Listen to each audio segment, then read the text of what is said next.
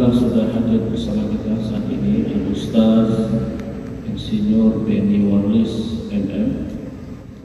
Pada Ustaz kami persilakan. Assalamualaikum warahmatullahi wabarakatuh. Alhamdulillahilladzi an'ama 'alaina bi ni'matil imani wal islam. Asyhadu an la ilaha illallah wahdahu la syarikalah wa asyhadu anna Muhammadan 'abduhu wa rasuluhul mab'uts rahmatan lil alamin. Allahumma shalli ala Muhammadin wa ala alihi wa sahbihi ajma'in. Amma ba'd. Qala Allah ta'ala fil Qur'anil Karim, a'udzu billahi minasy syaithanir rajim. Bismillahirrahmanirrahim. Qalatil a'rabu amanna qul lam tu'minu walakin qulu aslamna walamma yadkhulul iman fi qulubikum. Bapak Ibu jemaah Masjid Raya yang dirahmati Allah, segala puji hanya milik Allah, segala keagungan, kemuliaan Allah. Bersyukur kita kepada Allah Subhanahu wa taala pada siang hari yang berbahagia ini, kembali Allah hadirkan kita di rumahnya. Mari kita hadirkan hati kita ikhlaskan niat kita, yakin dengan seyakin-yakinnya kita tengah duduk di rumah Allah Subhanahu wa taala dan Allah tengah menatap kita semua. Masyaallah muslimin rahimakumullah. Surat Al-Hujurat ayat 14 yang kami bacakan tadi. Seorang Arab Badui datang kepada Rasulullah. Apa kata mereka? Ya Rasulullah, kami telah beriman. Dan dalam ayat ini Rasul mengatakan, kamu belum beriman, katakanlah kamu baru tunduk. Kenapa? Karena iman itu belum masuk ke dalam album, ke dalam jiwa. Masyaallah muslimin yang dirahmati Allah. Jadi ketika seorang telah tunduk, seorang telah melaksanakan suatu pengakuan, orang yang telah mengikrarkan syahadatnya, syahadatainnya, asyhadu an la ilaha illallah wa asyhadu anna Muhammadar Rasulullah,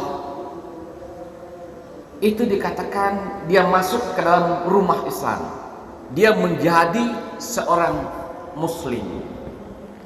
Tapi kenapa dia masuk Islam? Bisa saja karena memang dia tunduk, karena ketakutan, karena segala macam kepentingannya dan apapun dalihnya. Tetapi dia akan dikatakan beriman ketika Islam itu telah masuk ke dalam jiwanya. Jadi tidak hanya sebatas lisannya yang bicara, kami telah beriman, kami telah beriman. Ketika hanya dia belum masuk ke dalam jiwanya, bagaimana masuk ke dalam jiwanya itu? Mampu dia melaksanakan amal-amal soleh, amal-amal ibadah yang terkatakan sebagai seorang beriman. Jadi itu yang pertama, kaum muslimin yang dirahmati Allah. Muslim adalah menyerah, tunduk. Tapi ketika dia beriman, ini akan harus terpenuhi dengan dia melaksanakan ibadah-ibadah. Wa idza tuliyat 'alaihim ayatu zadathum iman. Atau diawali alladzina idza dzukirallah wajilat qulubuhum. Dah tersentuh jiwanya ketika Allah itu disebutkan. Dan ketika dibacakan ayat-ayat Allah itu, terasa ke dalam dirinya bertambah imannya. Ini kemudian dia bertawakal kepada Allah, alladzina yuqimunas shalah, mendirikan salat, membayarkan zakat, wa mimma razaqnahum yunfiqun. Ada itu kriteria orang yang beriman. Jadi iman harus dibuktikan dengan amal soleh. Kemudian ketika orang beriman, kaum muslimin yang dirahmati Allah, Orang yang dikatakan orang mukmin ketika dia telah merasa dalam melaksanakan ibadahnya, dalam melaksanakan aktivitasnya, merasa dia dilihat oleh Allah Subhanahu wa taala. Dan kalau dia tidak mampu merasa melihat Allah, dia merasa dilihat oleh Allah. Jadi merasa melihat, merasa berjumpa dengan Allah, berkomunikasi dengan Allah, dan setidaknya dia merasa dilihat oleh Allah. Orangnya dikatakan orang muhsin dan ihsan. Segala yang dilakukan adalah kebaikan dan kebaikan. Kenapa dia melaksanakan kebaikan demi kebaikan? Karena dia merasa selalu dilihat oleh Allah Subhanahu wa taala. Yaitu perbedaan muslim, mukmin, kemudian muhsin, merasa dia selalu dalam pantauan Allah Subhanahu wa taala. Kemudian kaum muslimin yang dirahmati Allah, ada yang keempat. Ini yang dikatakan mukhlis. Ini adalah ketika apa yang dikerjakan, apa yang dilakukan betul-betul tidak ada lagi kepentingan apapun, begitu bening, tidak tercemar. Jadi orangnya ikhlas. Jadi ikhlas itu kaum muslimin yang dirahmati Allah, itu berasal dari kata ikhlas, yaitu bening, tidak bercampur dengan yang lain, bersih, rapi, tuntas. Itu. Jadi itu yang dikatakan dengan ikhlas. Jadi dicontohkan Bapak Ibu yang dirahmati Allah, dalam perut sapi itu ada kotoran, ada darah, ada air susu. Air susu yang bersih dan bening, tidak tercemar dengan apapun juga. Nah, itu. Jadi betul-betul dia murni ketaatan itu. Mukhlisinillah din, ikhlas. Pengabdiannya itu kepada Allah Subhanahu wa taala. Itu yang dikatakan ikhlas. Jadi ikhlas dalam berbuat adalah dia tidak ada kepentingan, tidak ada pamrihnya, hanya dia menyerahkan kepada Allah Subhanahu wa taala sebagai pengabdian kepada Allah Subhanahu wa taala. Dia hanya berharap ridhonya Allah Subhanahu wa taala. Itu yang dikatakan orang yang ikhlas. Hari ini kaum muslimin yang dirahmati Allah, mungkin kita perlu dalami sejauh mana keikhlasan kita dalam beribadah kepada Allah Subhanahu wa taala, dalam melaksanakan muamalah kita, untuk dalam saling tolong menolong, saling bantu membantu sesama kita. Kalau hubungan kita dengan Allah Subhanahu wa taala tidak lagi tercemar oleh kepentingan-kepentingan duniawi kita, hanya semata kepada Allah Subhanahu wa taala, ini kita telah termasuk orang yang mukhlis dalam beribadah, ketaatan kepada Allah Subhanahu wa taala. Tidak diperintah kecuali hanya untuk meluruskan, untuk mengikhlaskan, hanya untuk mengabdi kepada Allah Subhanahu wa taala, bukan karena siapa-siapa, bukan karena apa-apa. Masyaallah muslimin yang dirahmati Allah Subhanahu wa taala, sering kita melihat di dalam kehidupan kita sehari-hari, ketika kita membantu orang lain karena kelebihan-kelebihan kita yang ada, kita terpanggil untuk menolong orang lain misalnya. Tetapi ketika orang yang kita tolong dia tidak mengucapkan terima kasih kepada kita, kita mengumpat keluar dari mulut kita, sudah dibantu, sudah ditolong, tidak pandai berterima kasih. Ini namanya tidak ikhlas. Tidak ikhlas kita menolongnya. Masih ada kita berharap dari manusia. Soal etika orang itu kepada kita, ini tergantung kepada dia. Yang penting bagi kita, bagaimana kita melepaskan setiap yang telah kita keluarkan itu, kita tidak pikirkan lagi. Tidak ada lagi jadi perhitungan kita. Oh mau berterima kasih, oh mau tidak berterima kasih. Kita telah merdeka dari persoalan itu. Ini yang dikatakan ikhlas kepadanya.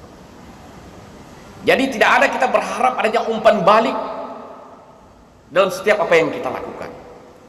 Ini yang dikatakan ikhlas. Tapi hari ini mungkin sulit kita melihat hal itu yang ada di dalam kehidupan kita sehari-hari. Kalau seseorang menolong orang lain, dia pasti ada iming-imingnya, ada yang diharapkannya, ada balas jasa yang diharapkannya. Dan inilah yang sangat tidak sesuai dengan apa yang dituntun oleh Allah Subhanahu wa taala. Masyaallah muslimin yang dirahmati Allah. Baik itu dalam kehidupan bermasyarakat, baik itu dalam kehidupan kita bekerja. Banyak orang-orang yang punya kekuasaan menolong orang, bahkan lebih dari apa yang kita sampaikan tadi. Ketika dia menolong itu, dia mengharapkan upah dalam bentuk gratifikasi misalnya. Kalau Anda mau saya naikkan, kalau Anda mau saya angkat, Anda harus bayar. Ini tidak ada.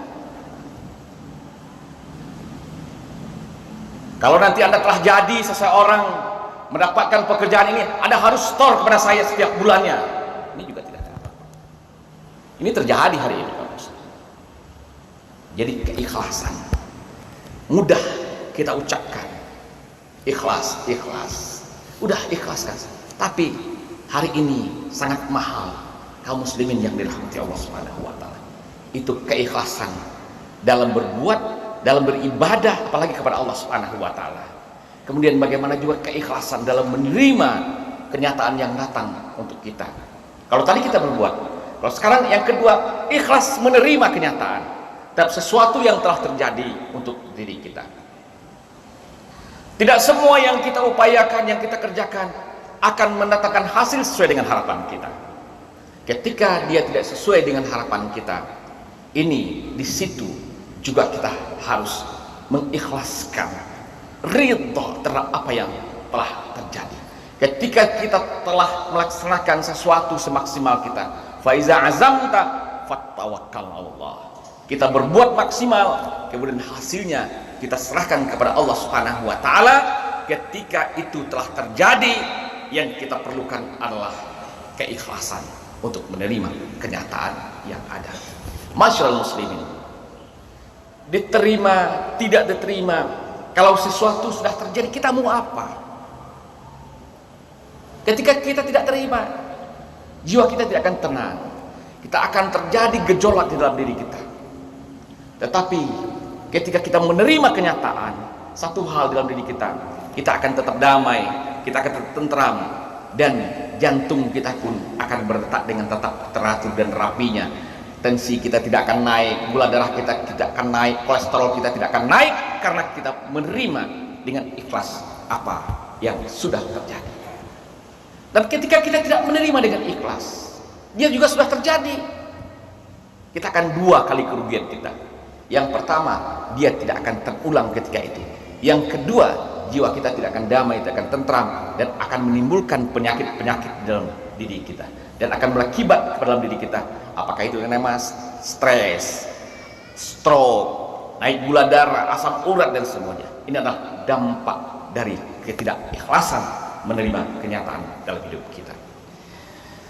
Bapak Ibu jemaah yang dirahmati Allah, kita perlukan ini semua.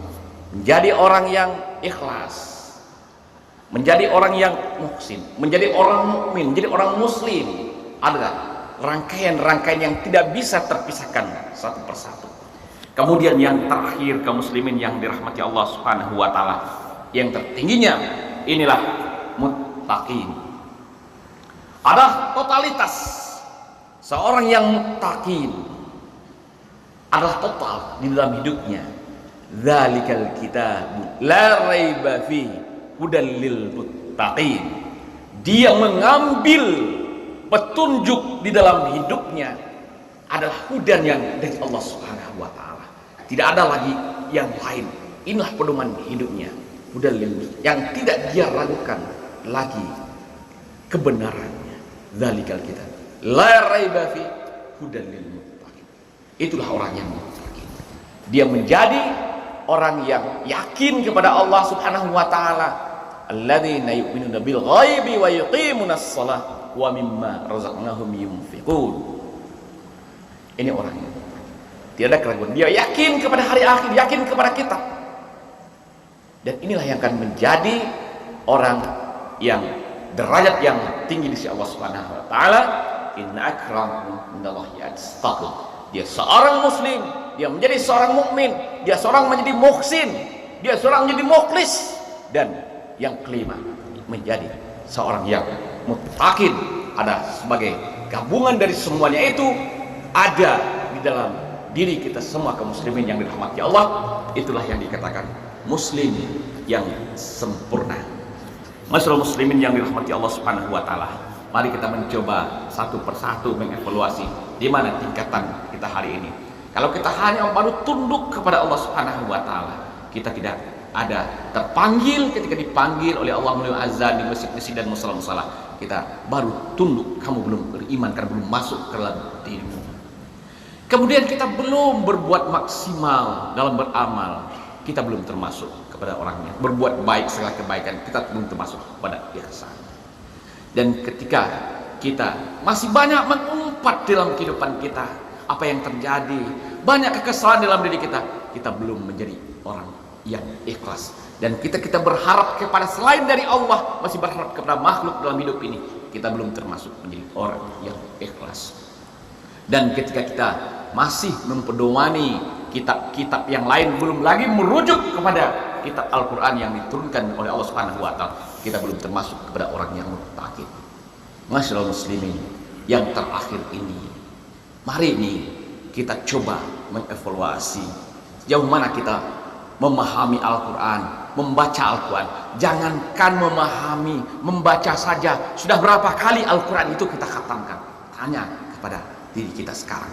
Dalam usia kita yang mungkin sudah lebih dari 50 tahun. Tanya, sudah berapa kali ya saya mengkhatamkan Al-Quran?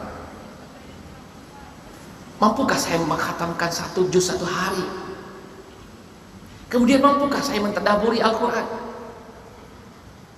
Ternyata kaum muslimin yang dirahmati Allah, semuanya pasti mampu kita lakukan ketika kita mau mengeksekusinya, ketika kita mau mengerjakannya. Kalau kita masih dalam tahapan rencana dan rencana nanti, kalau sudah begini saya akan rajin ke masjid, kalau begini nanti saya akan membaca Al-Quran, kalau begini nanti, duluan nanti Al-Quran itu dibacakan setelah kau menjadi terbaring menjadi mayat. Ini yang kita khawatirkan. Mari kaum muslimin yang dirahmati Allah, kita memperbaiki diri untuk lebih baik dan lebih baik lagi sampai akhir hayat kita, sampai akhir ajal menutup kita. Kita tidak tahu kapan ajal akan menutup kita, esok ataupun lusa, ada dalam genggaman Allah Subhanahu wa taala. Setiap hari kita melihat hari ini kematian demi kematian di WA grup, di Facebook kita melihat innalillahi wa inna ilaihi raji'un, dan satu saat akan ada menyebut nama kita dalam innalillahi wa inna ilaihi raji'un. Kemudian mari dari sekarang kita saling berdoakan agar kita pulang nanti dalam husnul khotimah. Bukan nanti setelah kita meninggal didoakan menjadi husnul khotimah.